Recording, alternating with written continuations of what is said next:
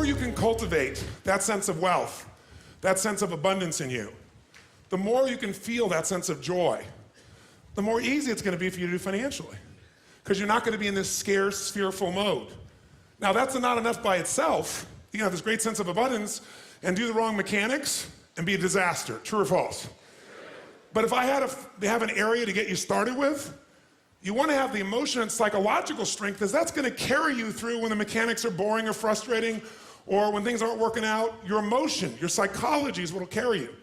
It'll get you to keep doing it. Everyone knows, if you've done any studies, Dr. Seligman is very famous for doing studies on optimism. And in those studies, you know what he found out? People that are pessimists are much more realistic. They're much more accurate. If you give them a test and you ask them to look at something and give you a size measurement of it, or to evaluate their own success or failure at a task, and every study Seligman's done, he did it in the University, I think Pennsylvania if I remember correctly originally, what he found was that optimists always see themselves as doing better than they really did. They basically BS themselves.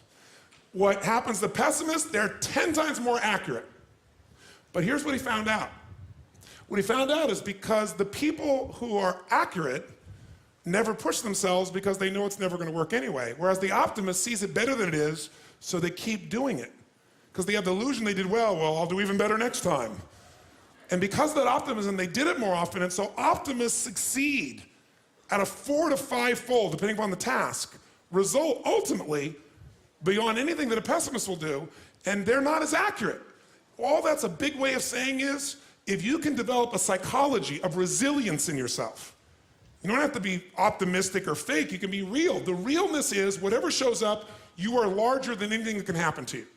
You are larger than any financial challenge you could ever face. Initially, we'll say, well, look at their houses, look at their homes, and they don't really have electricity, they don't have this, but they don't feel poor. It's your identity. The way you define the wealth determines whether you're wealthy or not. So are there enough things for you, knowing that 2/3 of the planet lives on $2 a day, that you could get yourself to really feel grateful, yes or no? Yes. How much of your life do you get benefits from today that you never had to create? Think about it. Like I said, the roads you ride on, the library, the books you didn't have to write, right? The internet that you can access in seconds and get answers to just about anything. The people in your life that you didn't have to raise, but are there for you. Think about all the different aspects of your life. If you want to be wealthy, all you have to do is associate. So before we do the financial part, because financial independence is different than wealth. Wealth is that state of mind. Financial independence is being in that position where you don't ever have to work again. That if you work, you do it because you really want to. Now, I'll give you a clue. If you get financially independent and you don't work, you'll be miserable. I can't tell you how many friends I have that sold their company, made $50 million. One man made almost $1 billion and was really excited for a while. But after a while, it was like bored. His vehicle of his business gave him a sense of contribution, and he was always growing, figuring out how to solve problems, and he had all the people he was connected to in the business, all the employees and friends and associates. So I want to tell you, I'm not just saying this as some little positive thinking technique. I'm telling you, this is the secret, the real secret, to shift it inside of you and to add the real value. Most people are trying to pursue something in the future that they already have. I want you to think of what it is you think you want that will make you wealthy or financially free. By defining the game in a winnable way, a certain amount of money that we meet, and that covers what we're going to call financial security, which might be your housing, your cars, your food, and basic entertainment. How many would feel rich if you didn't have to work, if your investments alone, the income from your investments, the income, covered those 4 items, your housing for the rest of your life, your food, right, your travel, and some entertainment? How many think that would feel pretty good? Say aye.